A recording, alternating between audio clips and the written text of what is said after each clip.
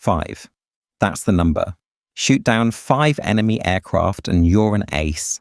In Germany, in America, in Britain. 5. It's been the standard since World War I. 5 confirmed victories and you get the title, the recognition, the ace. But in the Soviet Union, it's different. 10. You need 10 confirmed victories. 10? Double. And the question is, why? Why would the Soviets require twice as many kills? Were Soviet pilots twice as skilled? Twice as deadly? Or was something else going on? Something that has nothing to do with combat, and everything to do with politics, and propaganda, and a system that valued collective achievement over individual glory. And the answer, when you dig into declassified archives, when you read the internal memos, when you understand what was really happening, the answer reveals something dark about how wars create heroes, not based on merit, but based on what the system needs. Let me tell you about 2 pilots, Hans and Ivan. Not their real names, but their stories are real. Hans is a Luftwaffe fighter pilot, 22 years old, from Bavaria, and on July 14th, 1943, Hans shoots down his 5th Soviet aircraft, a Yak-9, over Kursk, and when he lands, his squadron celebrates. 5 kills, he's an ace, officially. They paint a victory marking on his aircraft, 5 small bars, and Hans gets a medal. Recognition. His name appears in newspapers back in Germany. He's a hero. His parents read about him, his girlfriend, his hometown. Everyone knows. Hans is an ace, and he's flown maybe 50 missions. 50. 5 kills in 50 missions.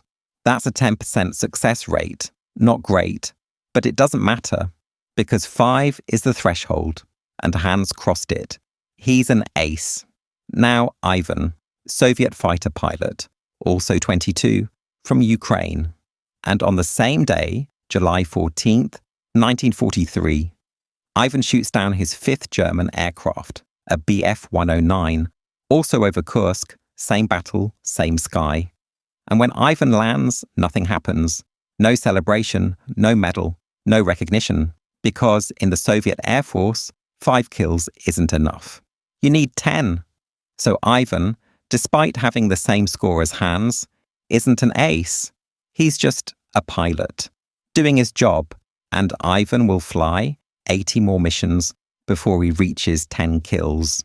80.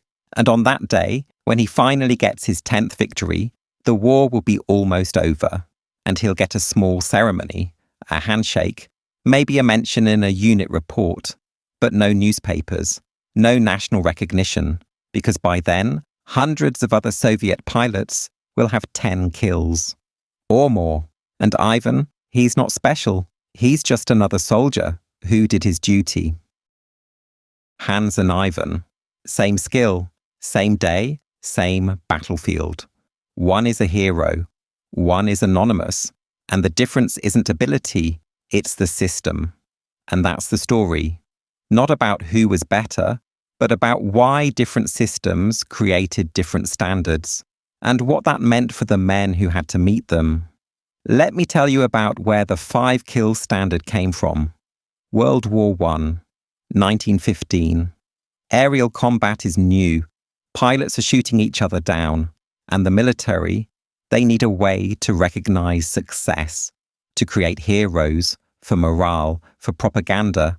And someone, probably a French officer, decides on a number. 5.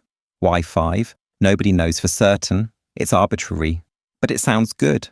Not too easy, not too hard. 5 confirmed victories, and you're an ace. The term comes from card games. An ace is the highest card, the best. And the designation sticks. France uses it, Britain adopts it, Germany adopts it. America, when they enter the war in 1917, adopts it. 5. It becomes the universal standard, and it carries into World War II, unchanged, for most air forces, but not all. The Soviet Union, when it enters World War II in 1941, doesn't use the 5-kill standard. At first, they don't use any standard. There's no official ace designation. Soviet doctrine doesn't emphasize individual achievement. It emphasizes collective success. The unit, the squadron, the Red Air Force as a whole. Individual scores aren't tracked publicly, aren't celebrated, because that would contradict communist ideology. Everyone is equal. Everyone contributes. No individual is more important than the collective. And for the first 2 years of the war, 1941, 1942, this is how it works. Soviet pilots shoot down German aircraft, get credit, but there's no special recognition, no ace title, just your duty, your contribution to the motherland. But here's the problem. By 1943, the Soviets realize morale is suffering, pilots are exhausted, dying in huge numbers, and there's no recognition, no glory, no individual incentive. And pilots, they're human. They want acknowledgement. They want to be seen, to be valued. And the Soviet High Command, they start noticing defection rates are increasing. Not massive, but noticeable. Pilots, especially in captured territories, are considering surrender. Because what's the point? You fight, you die, and nobody remembers your name. So the Soviet command makes a decision. We need heroes, individual heroes, to boost morale, to create role models. But we can't use the Western standard, 5 kills. That's too low. That would create too many heroes. And if everyone is a hero, no one is. So they pick a different number. 10, double the Western standard. High enough to be exclusive, special, but achievable for the best pilots. And in 1943, the Soviet Union announces the new policy. 10 confirmed victories, and you're a hero, not officially an ace. They don't use that term, but you get recognition, medals, honors, your name in unit citations. And suddenly, Soviet pilots have something to strive for. 10. And the ones who reach 10, they're celebrated. Propaganda posters, newspaper articles. Morale improves, retention improves, and the policy works from a propaganda standpoint. But here's the dark side. By setting the bar at 10, the Soviets created a system where 90% of their pilots would never achieve recognition. Because 10 kills is hard, really hard. Most pilots don't survive long enough, don't encounter enough enemy aircraft, don't have the skill or the luck. And those pilots, the ones who get 2 kills, 3 kills, 5 kills, they're invisible, unrecognized, forgotten. And that breeds resentment, hopelessness, because you can be good, you can be competent, and still you're nobody unless you get 10. Let me tell you about Germany's approach, because it's different.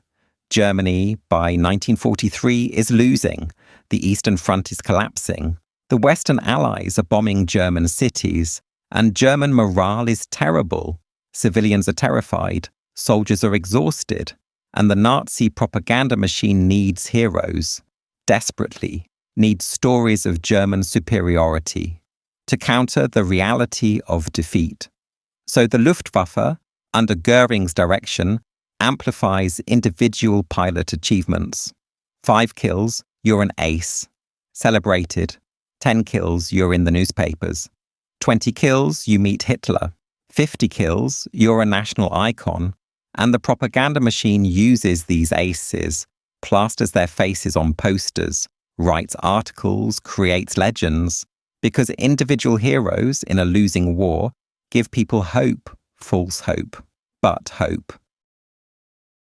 And the Luftwaffe's ace system, it's intentionally accessible. 5 kills, that's achievable, for decent pilots, after 20, 30 missions. So Germany produces aces, lots of them. By 1943, Germany has hundreds of pilots with 5 or more kills, and the propaganda machine uses every single one. Because each ace is proof. Germany is still strong, still capable, still superior. Never mind that Germany is losing. Never mind that these aces are flying outdated aircraft against overwhelming odds. Never mind that most of them will die. The propaganda doesn't mention that. It just celebrates. 5 kills. You're a hero. And that's enough. Now, here's where it gets interesting. The difference between 5 and 10, it creates different incentives, different behaviors. In the Luftwaffe, pilots are incentivized to reach 5 as quickly as possible, because that's where recognition starts. So German pilots take risks, aggressive tactics, claim kills aggressively, sometimes inaccurately, because there's pressure. To be an ace, to get the recognition, the medals, the glory. And the scoring system, it's somewhat lenient. If you attack an enemy aircraft and it goes down and someone witnesses it, it's a confirmed kill. Even if maybe anti-aircraft fire contributed, maybe another pilot hit it too. Doesn't matter. You get credit. And this inflates scores. Not massively, but enough. German aces, statistically, have slightly higher scores than they probably should, because the system rewards quantity and speed. The Soviet system, by contrast, incentivizes caution, because if you need 10, you can't afford to die at 9. So Soviet pilots, once they reach, say, 7 or 8 kills, they become conservative, more careful, because they're close. Close to recognition, close to glory. And dying at 9 kills means you get nothing. You're forgotten. So they take fewer risks, fly safer missions. And this, ironically, probably keeps them alive longer, but it also means they reach 10 slower. And some never reach 10, despite being skilled, because they're too cautious, too risk-averse. And the system, by setting the bar high, creates a culture of conservatism among experienced pilots. Who should be aggressive? Who should be leading? But instead, they're protecting their score, protecting their chance at 10.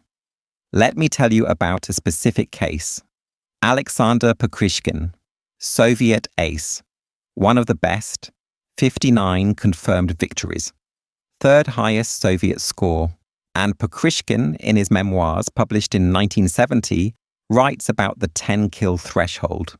He says, reaching 10 was harder than reaching 50, because at 10 you became visible, became a target for propaganda, for political officers, for everyone. And the pressure was immense. After 10, every mission was scrutinized, every claim was questioned, and you had to be perfect. Because heroes can't make mistakes. Heroes can't show weakness. And it was exhausting, more exhausting than combat. So some pilots, after reaching 10, requested transfers to training units, to staff positions, anywhere but the front, because the recognition, the hero status, it came with a price. Constant pressure, constant scrutiny, and some couldn't handle it. Now, let me tell you about the American and British systems, because they're relevant for comparison. America and Britain both use the 5-kill standard, same as Germany, but their approach is different. Anglo-American pilots, by 1943, 1944, are rotated. 25 missions for bomber crews, 50 missions for fighters, and then you go home. So American aces, they hit 5 kills, get recognized, and then often rotate out before they die. The system preserves experienced pilots, uses them for training, and this creates a healthy pipeline. New pilots are trained by aces, learn from veterans, and pilot quality improves continuously. Germany and the Soviet Union don't do this. German pilots fly until death. Soviet pilots fly until death, or until wounded, or until the war ends. There's no rotation, no rest, and this means German and Soviet aces accumulate higher scores. Not because they're more skilled, but because they fly more missions, for years, without rest. So German and Soviet ace scores, they're inflated, not by fraud, but by volume. A German ace with 50 kills flew maybe 300 missions. An American ace with 10 kills flew maybe 50 missions. Same skill level, different opportunity, different system. Let me tell you about the psychological impact, because this matters. Being an ace in Germany, it changes your life. Instant recognition, medals, fame, and pressure. To keep scoring, to stay an ace, to become a high-scoring ace. And some pilots, they crack under the pressure, start claiming kills they didn't make, start taking reckless risks to pad their scores, and some die. Because they're chasing numbers, chasing glory, instead of fighting smart, fighting to survive. In the Soviet Union, the psychological impact is different. Most pilots never reach 10, never get recognition. And that breeds what? Resignation. You're just a number, a cog. You fly, you fight, you die, and nobody remembers. And for some, that's liberating. No pressure, no expectations. Just do your job. But for others, it's crushing, because you want to be seen, want to be valued, and the system tells you you're not good enough, not special, not worth remembering, unless you get 10, and most don't. So most die, anonymous. Now, here's the irony, the real irony. The 5-kill versus 10-kill difference, it's meaningless. Militarily, strategically, because A status doesn't win wars. Logistics wins wars, production wins wars. And by 1943, the Allies, America and Britain, have overwhelming logistics, overwhelming production, and Germany and the Soviet Union, they're both losing in different ways. Germany lacks resources. The Soviet Union has resources but loses men. Millions of men. And the ace systems, German and Soviet, they're just propaganda. Tools to maintain morale, to create heroes, to pretend individual skill matters, when strategically it doesn't. Let me tell you about post-war analysis, because after the war, historians analysed ace scores, and they found something fascinating. German aces, on average, have higher scores than Allied aces, significantly higher. The top German ace, Erich Hartmann, 352 kills. Top American ace, Richard Bong, 40 kills. That's a massive difference. And for years, this was interpreted as proof. German pilots were better, more skilled. But modern analysis, using declassified records, tells a different story. German pilots flew more missions against less experienced opponents in a target-rich environment. The Eastern Front had thousands of Soviet aircraft, many flown by poorly trained pilots, easy targets. So German aces on the Eastern Front racked up huge scores, not because they were supermen, but because opportunity was abundant, and they flew until they died. American aces, by contrast, faced well-trained opponents, Japanese aces, German aces, in smaller numbers, and rotated home after 50 missions, so their scores are lower. Not because they're less skilled, but because the system preserved them, didn't let them fly 300 missions. So comparing scores, German versus American, it's apples and oranges.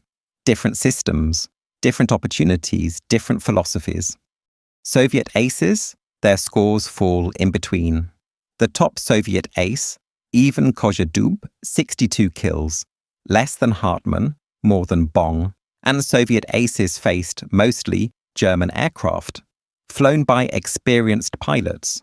So Soviet aces, they earned their scores against tough opponents, and the 10-kill threshold, it meant fewer Soviet pilots achieved ace status. But the ones who did, they were legitimately skilled. Because 10 kills against the Luftwaffe, that's hard, really hard. Let me tell you about Dmitry Glinka, Soviet pilot, 23 years old, from Leningrad, and by December 1943, Glinka has 9 confirmed victories. 9. One away from ace status, one away from recognition. And he's flying over Ukraine, escorting ground attack aircraft, and he spots German fighters, Bf-109s, attacking the formation. Glinka engages, shoots down one. His 10th, he's done it. He's an ace. And he's elated, breaks formation, celebrates. And in that moment of distraction, another Bf-109 attacks, shoots him down. Glinka's aircraft catches fire. He bails out, but too low. Parachute doesn't deploy fully. He hits the ground, survives, barely. Broken legs, broken ribs, spends months in a hospital. And when he recovers, the war is almost over. And he never flies again. Ends the war with 10 kills, exactly 10. Got his ace status. And it nearly killed him because he celebrated, got distracted, and almost died. That's what chasing numbers does. It makes you reckless, and recklessness in combat kills. Now, let me tell you about Fritz Müller. Not his real name. German pilot, also 23, from Prussia. And by December 1943, Müller has 4 kills. 4, one away from ace status, and he's desperate. Wants that 5th kill, wants the recognition, the medal, the ace designation. So he takes risks, flies extra missions, volunteers for dangerous patrols, and on December 18th, he engages a Soviet bomber formation, alone. No wingman, and he attacks. Gets behind a bomber, fires. The bomber explodes. His 5th kill, he's an ace, and in that moment, Soviet fighters appear. Yak-9s, 3 of them, and Müller is alone, out of position. They attack. Müller tries to evade, can't. They shoot him down. His aircraft disintegrates. He's killed instantly. Age 23, got his 5th kill, got his ace status, and died seconds later. Because he was chasing a number. Instead of fighting smart, that's the cost of the ACE system.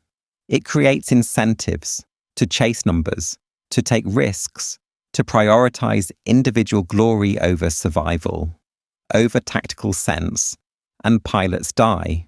Not because the enemy is better, but because the system rewards behavior that gets you killed. Here's the final irony. After the war, when historians studied ACE systems, they concluded the 5-kill standard is too low, creates too many aces, dilutes the meaning, and the 10-kill standard is too high, excludes skilled pilots, demoralizes. The ideal number, according to post-war analysis, is probably 7 or 8, hard enough to be exclusive, easy enough to be achievable for skilled pilots. But here's the thing, it doesn't matter, because ace status is arbitrary, a propaganda tool. It has no tactical relevance, no strategic value. It's just recognition for men who need something, anything, to make the horror of war feel meaningful. Let me tell you about the legacy. Today, military historians study ACE systems, and they use them to understand pilot effectiveness, but they adjust for context, for opportunity, for system differences, and modern air forces, they don't use ACE systems because modern air combat is different. Long-range missiles, radar, team coordination. Individual scores are irrelevant. What matters is mission success. Did the objective get achieved? Did the team survive? Not how many kills did you get. But in World War II, aces mattered. Psychologically, for morale, for propaganda. And the difference between 5 and 10, German versus Soviet, it reveals something about how different systems value individuals. Germany, desperate for heroes, set the bar low. 5. Create heroes fast, use them for propaganda. The Soviet Union, ideologically opposed to individual glory, set the bar high. 10. Limit heroes, emphasize collective achievement, and both systems, in their own way, sacrificed pilots on the altar of propaganda, of morale, of ideology. Hans and Ivan, The two pilots I mentioned at the beginning. Hans, the German ace with 5 kills. He died in January 1944, shot down over Kiev, age 22. His name appeared in German newspapers. His parents received a medal. His hometown erected a small memorial. He was remembered for a while. Ivan, the Soviet pilot who needed 10 kills, he died in March 1945, shot down over Poland, age 23. He'd reached 12 kills by then, got his recognition, a small ceremony, a mention in a report, and then forgotten. Because by March 1945, the Soviet Union had thousands of aces, and Ivan, he was just one more. Not special, not unique, just another name on a casualty list. That's the truth about ace systems, about 5 versus 10. It's not about skill, it's about what the system needs. Germany needed heroes at 5. To boost morale in a losing war, the Soviet Union needed exclusivity at 10. To maintain ideological purity. And pilots, caught in these systems, chased numbers, chased recognition, and died. Not because they were bad pilots, but because the system told them your value is measured in kills, 5 or 10. Doesn't matter, just a number. That someone, somewhere, decided was important, and men died, trying to reach it. That's the legacy of the ace system. Not glory, not heroism, just arbitrary numbers. That men bled for, because the system demanded it.